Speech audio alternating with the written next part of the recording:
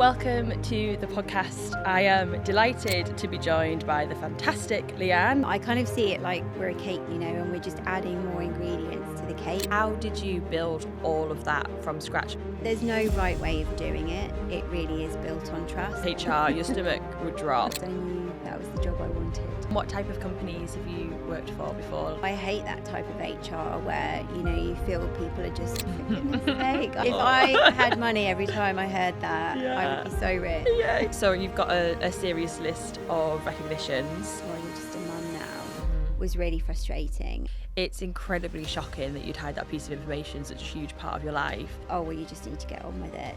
Where does that passion for flexible working come from? I completely agree. I just wish I could just be a bit more wild. So, welcome to the podcast. I am delighted to be joined by the fantastic Lianne. Lianne, welcome to Meeting with HR. Hi. And before we get into all of the work stuff, I like to start the podcast with finding out who is behind the big corporate work title, I guess. So who is Lianne outside of work? Outside of work, I am a mum of three. Mm-hmm. I live in a village in Buckinghamshire and spend a lot of the time decorating my house. And we only moved in sort of 9 months ago, so just trying to make it feel like home. Yeah. So you're a HR ninja, you're head of people and culture, you're a lead 50/50 Inspirational Women of the Year, you're a writer, a speaker, you're a mum. How do you introduce yourself to somebody when they ask you, what do you do?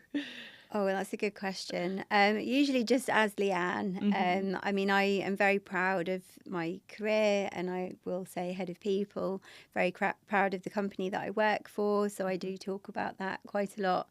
But I also often mention that I'm a mum quite soon because that really is who I am. Yeah, and it's a huge part of your identity, I guess, outside of everything that we do in the workplace. Yeah. And how did you land being head of people at Enfuse?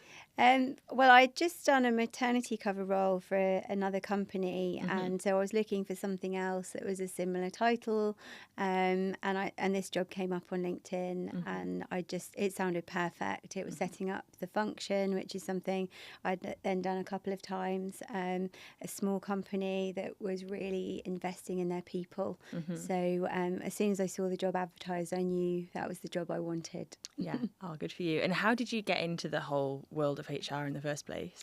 Well, actually, my mum is a retired HR director. So Okay. I grew up in the world of personnel and she, just seeing what my mum did, it just sounded right for me from the start. And every time I tried to fight it, I just ended up back in HR and it just felt natural for me to be there. Oh, wonderful. Did you train then? So what did that look like from Yeah, education perspective? so I was very sensible when I went to university and studied business with HR. Wish I'd done something a bit more interesting, but I knew then what I wanted to do, so it did set me up well. Yeah, brilliant. And what type of companies have you worked for before?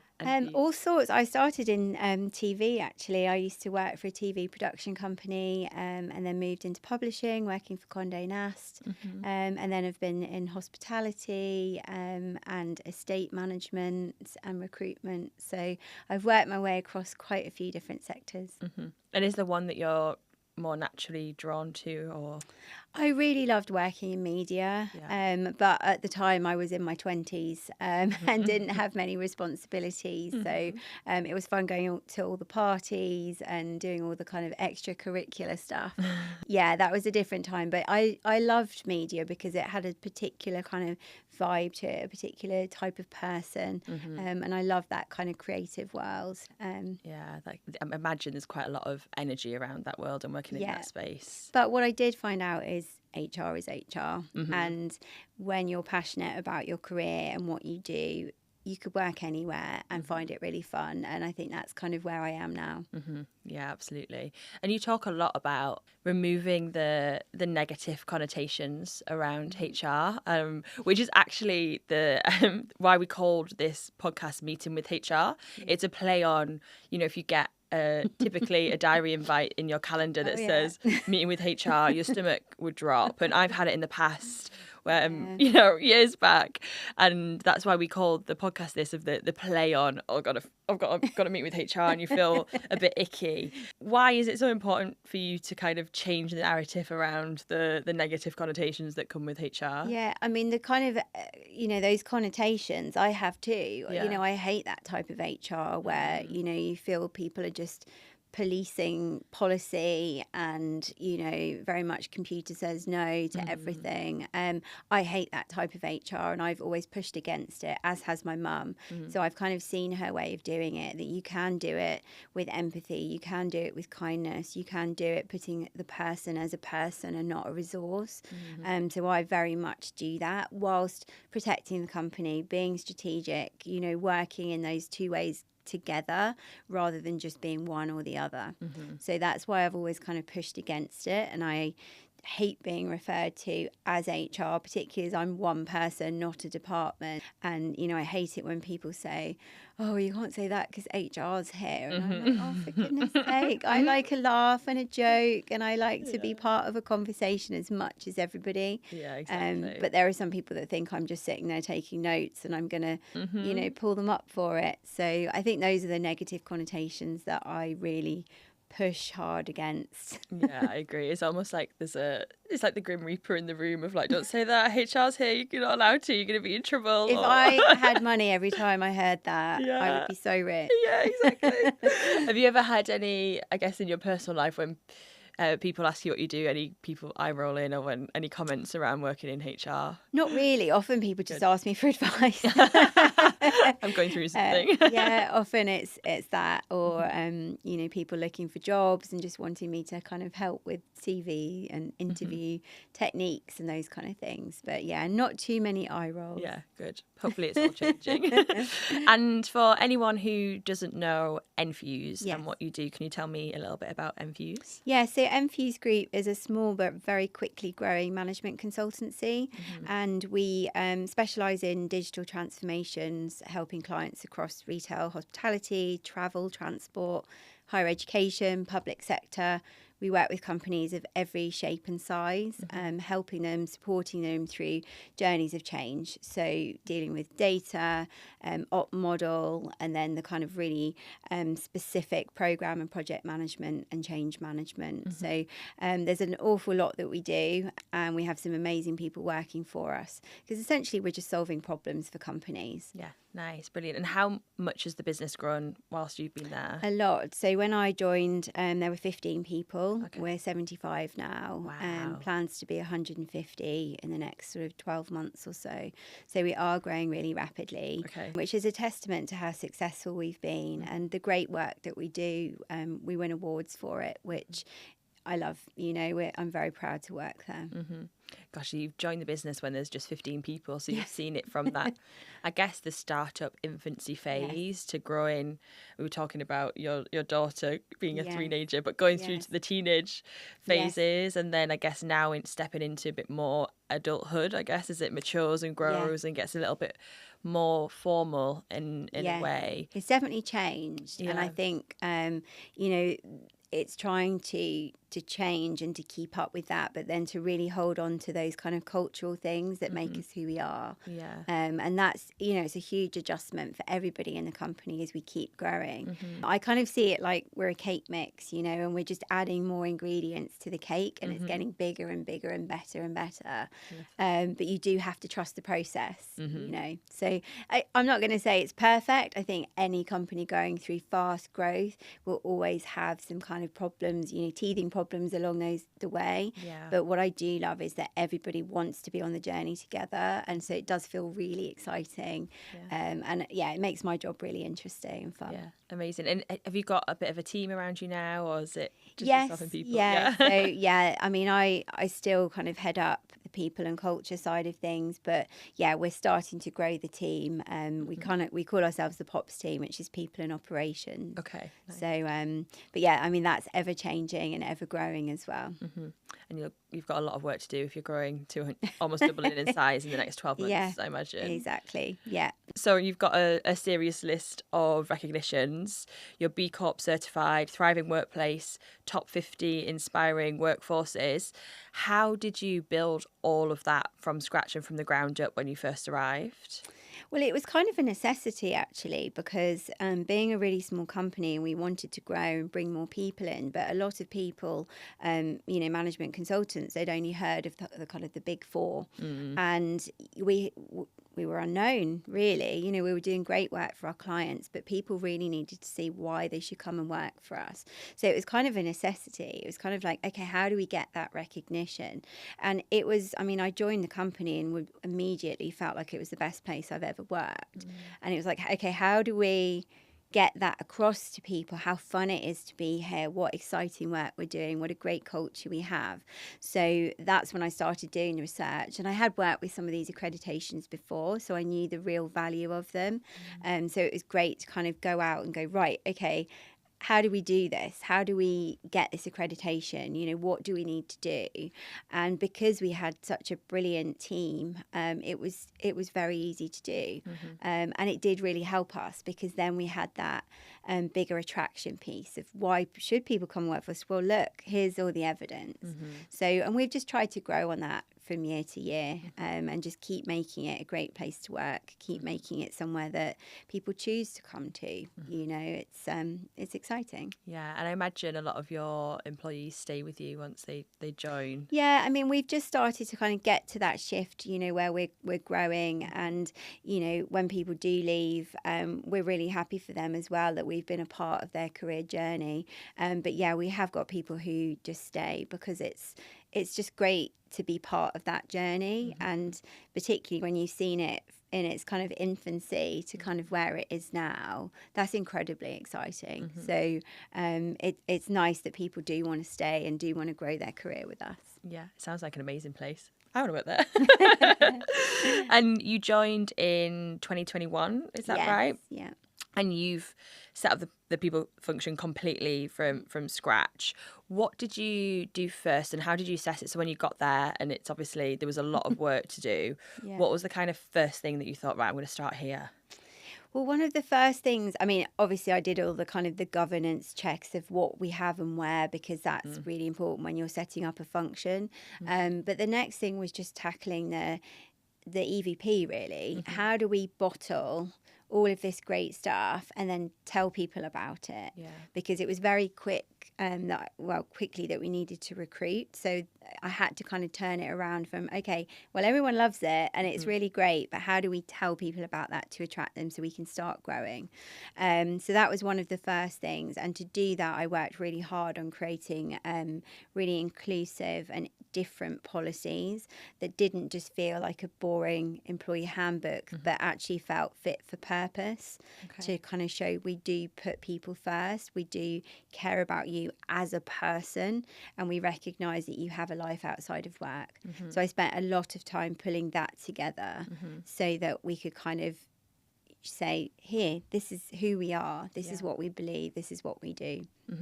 And what type of policies were you putting in place? Did you build them all from scratch yourself? Yeah, I mean, wow. I say that.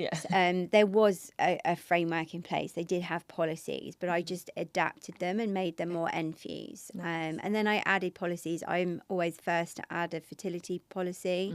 I've added a baby loss policy, a pet bereavement policy, a cancer policy. Talking about very specific things as a build onto the kind of the standard policies that everybody has. Yeah, I think that's really powerful. I saw a talk recently and somebody talking about period policies and normalising them, and actually even just saying that word in the workplace makes some people shrivel. But, you know, the pet bereavement thing and cancer and, you know, these life event and stages that people will go through that is, you know, people outside of work, they bring all of that to work. And then when they're searching for help, it's nice to have something when they join that's written down that if you are to experience this, you know, tragic thing in life, then we're here to support you, and this is something you can go to as a handbook and a blueprint to say we're here to support you and this is what we're going to do. It's a really powerful thing, I think. And I think that was the point, because some of those things you wouldn't necessarily feel comfortable sharing in a professional environment. Yeah. But if you can see a policy and you're like, okay, that's what I need, then you Exactly. should hopefully feel more encouraged to at least know what your rights are, what your opportunities are, and what you can ask for. Yeah, So exactly. that's why I wanted it in paper, because Yeah. having been through some of those things myself, or knowing people that have, when you don't have those policies in place, it makes it very, very difficult. Yeah, it does. And even it just allows people to have the conversation, because a lot of people wouldn't bring it to work or book leave or have time off and not say anything Yeah. out of, the fear of raising the hand and saying they're struggling, or can I actually have time off for this or whatever. But actually it's in writing, so you can. Yeah. Yeah, it's really powerful. I like that. What are the key people metrics that you track and share with the wider team? Is there anything in particular that you look at?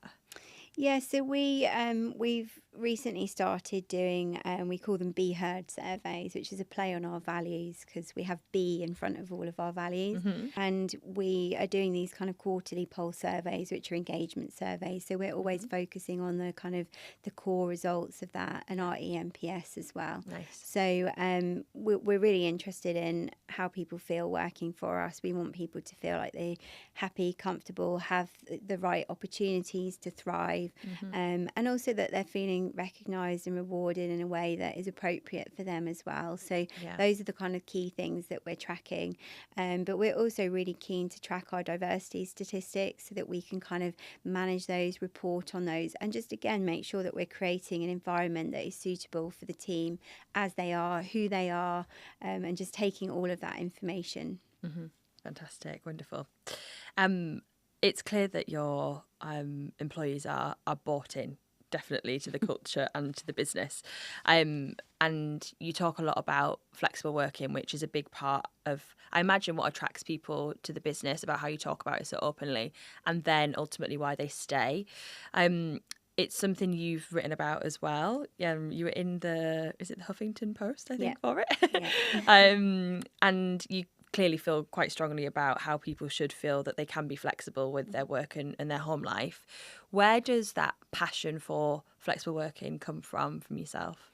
I mean, it's unfortunately not a unique story. I think it's happened to almost everyone I know after having a baby, having my flexible working request rejected, which was incredibly frustrating, because when you're ambitious and you've studied and you are established in your career, having a child doesn't mean that your ambition stops.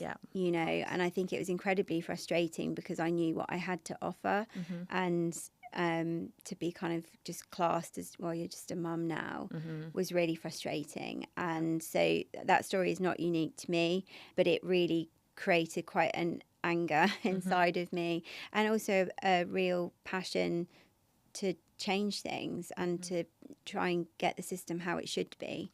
Because I know, since working more flexibly, I'm way more efficient with my time. I work much harder than I ever have. I'm more loyal to my employer that allows me that flexibility. So it's incredibly frustrating that so many people have that request denied.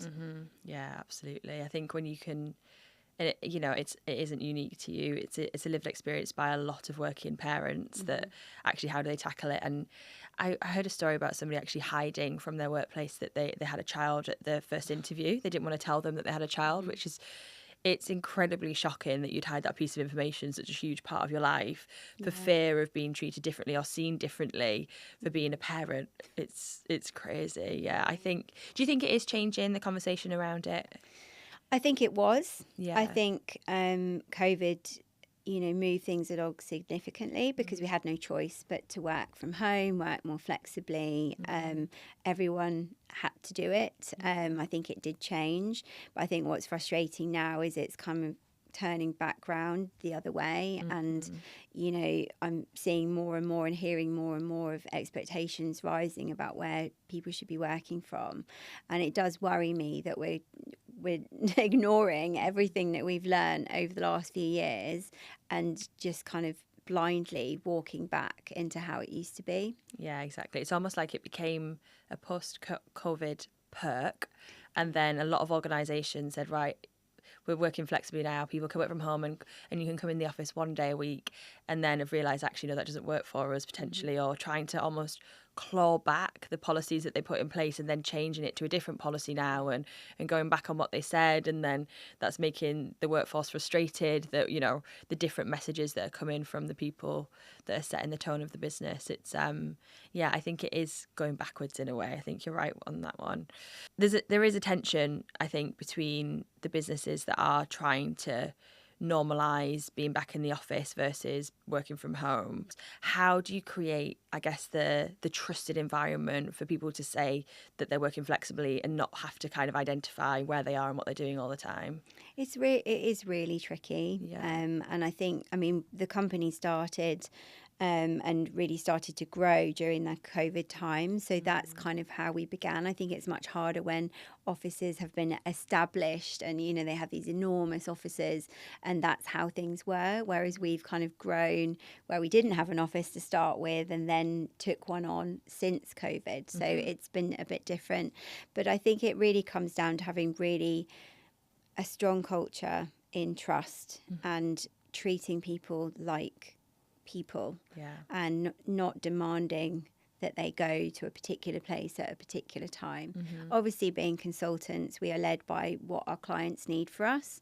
So, you know, when we talk about flexibility, we do, you know, make sure that people understand that a client may need you to be on site particular days or for particular things, but we really encourage people to have that autonomy over their time so they know where they need to be, you know, and if that is being on a client site 1 day a week or 2 days a week, then that's where you should be. If you want to collaborate and socialise and enjoy our office, then come to Base Camp. You know, that's a brilliant place to be.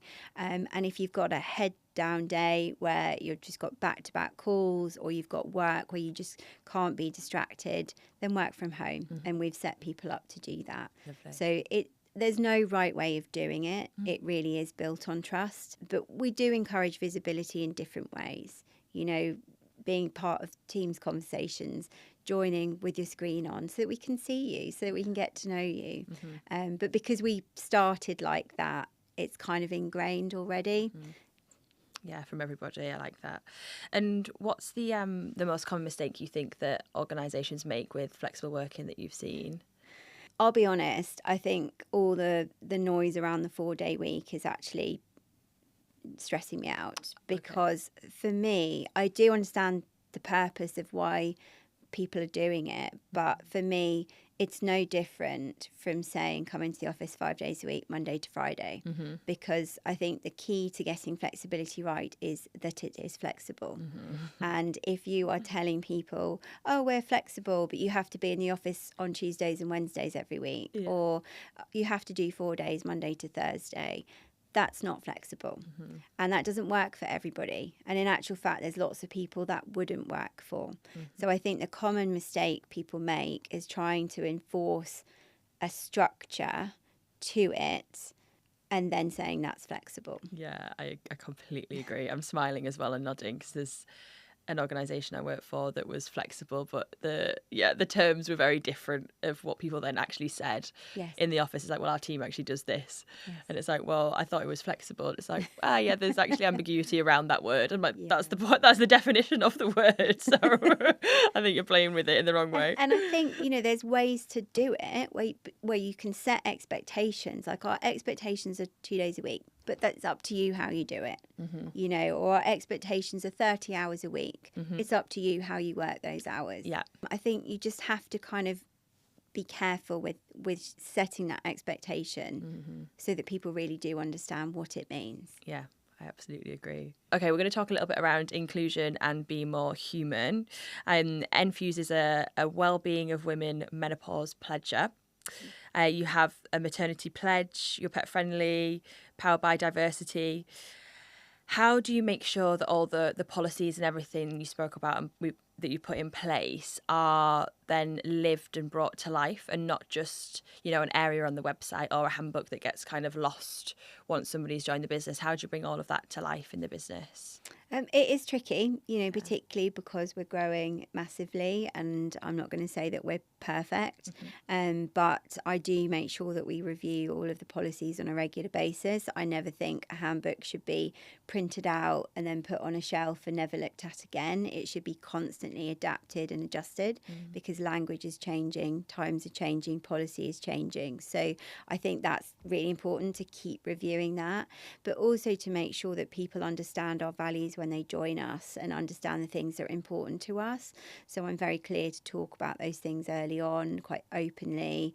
I encourage all of our leaders to do the same. Just gently and slowly, we just keep trying to kind of bring that narrative to kind of support all of those things, and then to call out behaviour that doesn't.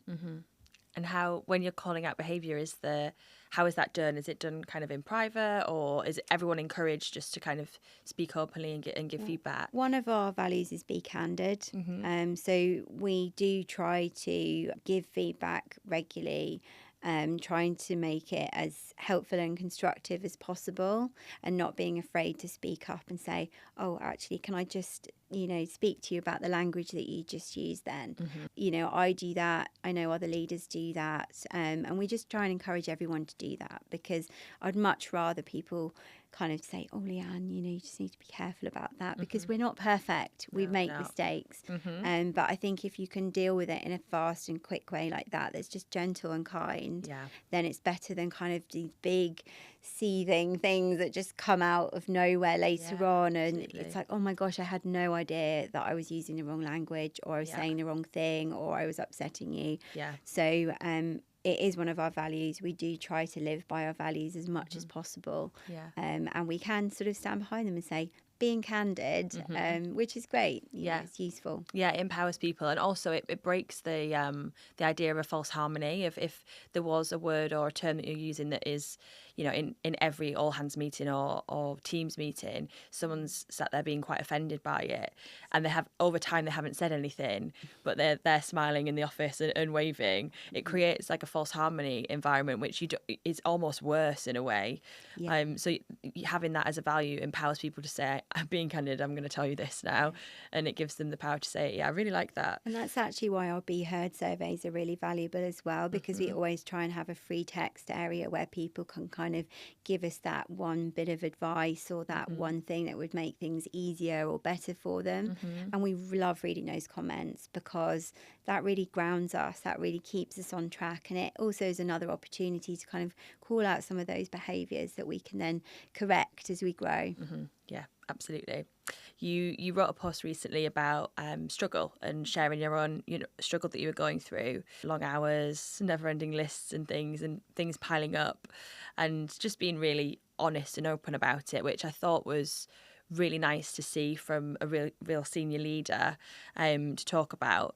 Do you think the ability to be vulnerable as a senior leader and talk openly like that is, maybe it varies depending on your role or your personality or demographic? I think it's really important that you do it. I think it doesn't really matter your demographic. It's actually great to share your lived experience and to be more authentic. I've always done that. I wear my emotions on my sleeve, and I'm very open and honest about my life and how I've got here and all the things that have happened along the way. But I do think that leaders who can say, I don't know the answer to that, or I'm struggling, or I'm actually going through a big life change that's impacting how I'm coming to work and how I'm showing up, I think people respect you more. Because we live in a world where, we're expected to be perfect, and, we strive to be perfect ourselves, and it's not real. Every single person that is coming to the office, whoever they are, they've got a life outside of work that you don't know what goes on in their life, but it's a big life, and everyone is hiding something that is upsetting them, bothering them, they're really excited about. And I just think the more that you can be honest, and the more you can bring your full self to work, the more people will want to work with you, be encouraged by that, feel more open to be themselves. And when you're not masking things, you can work so much better, because you're not wasting energy on, I'm going to pretend that I'm not really exhausted, and I'm going to pretend that I'm not really stressed about, all of these things. It's tiring doing that. It is, absolutely. It's really interesting. I was talking to a really good friend of mine the other day who is an ex-rugby player for England, and we were talking about masking.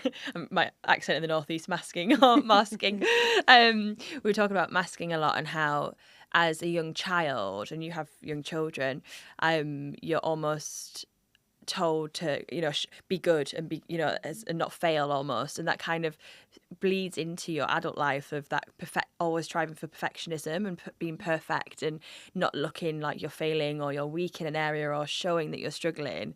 And I think it is changing a lot, maybe post COVID or not, but the narrative around, you know, showing that you're struggling and being okay talking about it and open about it is changing a little bit, but there is a long way to go, I think, especially with the current economic climate of some people feel nervous. You know, a lot of organisations are going through redundancy processes or cuts here, there and everywhere. So there's a lot of nervousness just worldwide with what's going on at the moment. So for people to then layer on top of that, actually I'm also going through this and look like they're in potentially a weaker spot than they were previously, they might not feel comfortable talking about it. But I think there is maybe a long way to go. We're not really there yet in a lot of places and a lot of companies. No, but I think it's how you respond to it as well. Yeah. Because, you know, I've worked in companies where I've hidden the fact that I've got kids. People know I've got kids, but I've known not to talk about them. Just, you know, don't be seen as a mum. But I think it's really important that you just respond in the right way to when people are sharing things with you. Yeah. And not seeing it as a negative that they've shared it with you. Yeah. You know, I would much rather someone comes to me and says, just so you know, this is happening. I'm trying for it to not impact work, but it might. And I'm just letting you know. Because if you come with that, and then we can help you, we can support you, we can tell you what policies we have, we can show you what benefits we have that can support you. We can just know for a heads up, you know, like, okay, what can we do? How can we make life easier for you during that period? And so I think it's how you respond as well. Because if someone shares something and you immediately, you know, push them away, oh, well, you just need to get on with it, you know, that kind of attitude, then people won't share. They'll just clam up. And I think the more senior people get, the more they don't want to feel or look vulnerable because people might not trust them in that, you know. And actually, it's the opposite way round. You're more likely to trust someone who shares stuff with you. Exactly. Yeah, it's a strength, not a weakness, from a leader when they can be vulnerable and empathetic. And you know, it still doesn't mean you can't, you know, lead fiercely and strongly. You still can. It's just showing your human side, isn't it? And yeah, you get a lot more buy-in from your team, I think. And I read an article recently that was talking about how people are so reluctant to say I don't know. They make decisions that are just wrong because they want to be seen to be making a decision and be decisive and here's the answer. Whereas actually it's so much better to say, actually let's think about this. I don't know the answer. Let's come away and work through it and then have the right answer. Absolutely. Do you think the flexible working conversation is still being framed as a women's issue in particular? Yeah, Absolutely. I think if you had to imagine someone who was requesting a part-time job, who are you going to imagine? It's usually a mum. And I think that's the really frustrating thing, that it's become a women's problem, because actually there are so many other people that would like flexible working. You know, there are who also want to see their children and be part of their lives and take them to swimming classes.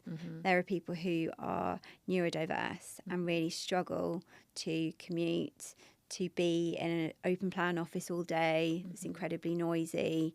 They're not going to do their best work. There are people who are struggling with endometriosis a couple of days a month and just need to be able to be at home, and they can still work, but they just need to be comfortable. There are people that are fasting during Ramadan that don't want to be in an office that smells of food. You know, there are so many people with caring responsibilities, people who are disabled. All of these people can massively benefit from a slightly more flexible working pattern or working arrangement that allows them to work from where they're comfortable, where they need to be. Mums are just one very small group of those people. So true. Yeah, it is so true. Yeah, the narrative around it, I think, still has a lot of work to be done, for sure. Okay, we're going to do the quick fire round. Okay. So, flexible working or office culture? I like both, but flexible working. Policy first or culture first? Culture. Fix the system or fix the mindset? Mindset. Recognition publicly or privately? Publicly. Working mum or working parent? Does the language matter? Parent, yes. B Corp certified or great place to work? B Corp, because it covers so much. Annual surveys or continuous listening? Continuous listening. Be more Susy or be more Lianne? Be more Susy. We'll tell you a little bit about that. Yeah. And Gen Z, a dream or a nightmare? Potential to be a dream. Fantastic. We'll touch on the Be More Susy. I caught this. Could you tell me a little bit about Susy? Yeah. So Susy was my auntie, and she was so full of life. She just lived for the moment and just followed her heart and was creative and fun. And she was my age now when she died. Right. And I have a painting that she did on my wall, and it just every day reminds me to be a bit more Susy. Yeah, I love that. She really had such a zest for life, and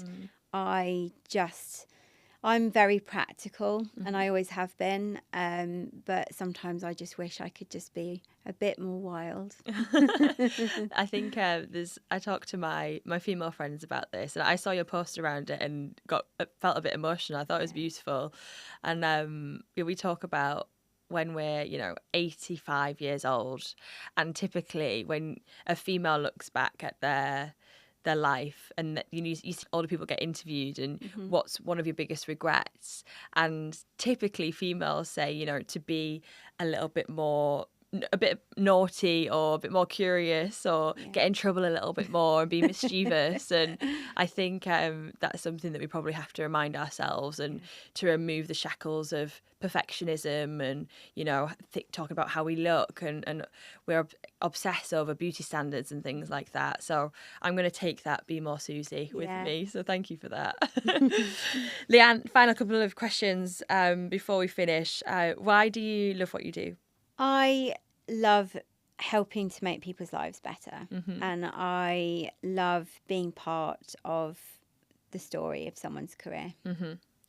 Fantastic. And you have mentored many different people in the HR and people space. Is there one piece of advice that you find yourself giving all the time? What is that? It's know your worth. Okay. Because I think I've worked in a lot of different HR functions in my career, and the negative connotations is one thing, but also working in companies, we don't make the money in our department, so we're often seen as just a cost. Not to mention the fact we save a lot of money, but that's a different thing. And so I think when you work in this profession, knowing your worth and being brave to kind of ask for things, demand to be seen, demand to be heard. It's really, really important, and I think that some of the people that I've mentored are working in companies that don't value them, that don't listen to them. See HR as just a tick box, or that person that does the contracts, it's an admin role. I've definitely been called that, and it drove me mad, because there's so much more to it. So know your worth. Yeah, I love that. That's fantastic. And if anybody did want to reach out and get in touch with you, can they, first of all? Yeah, absolutely. Yeah. And where's the best place? LinkedIn? Yeah, LinkedIn. You can always find me on there. And if you want to find out anything else about Enfuse Group, our website. Brilliant. Thank you so much, Lianne. I've learned a lot, and I found this conversation really, really interesting, and also really inspiring as a female in the people space. So thank you for your time. It's been wonderful having you on. Thank you.